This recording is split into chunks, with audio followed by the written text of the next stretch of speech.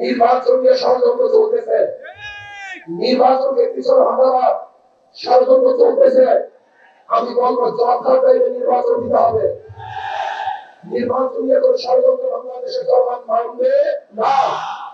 একটা নির্বাচন নির্বাচন, যে নির্বাচনের সময় অংশগ্রহণ করবে সবার অধিকার স্মরণ থাকবে, গুন্ডা থাকবে না, রাস্তাও থাকবে না, ভোট দখল চলবে না, এমন দখল চলবে না, কাউকে হুমকি ধুমকি দেওয়া চলবে না।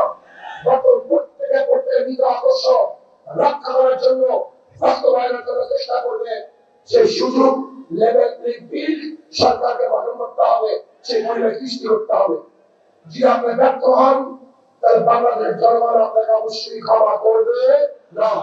আসুন আমরা সমৃদ্ধ ভাবে আগামী ইসলাম কায়েম করার জন্য আমাদের যা যা কিছু আছে সব নিয়ে ঝাঁপিয়ে পড়বো।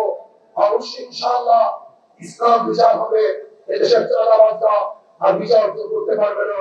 আমার আলাইনা ইল্লা বালাগ। আসসালামু আলাইকুম ওয়া রাহমাতুল্লাহি ওয়া বারাকাতুহু।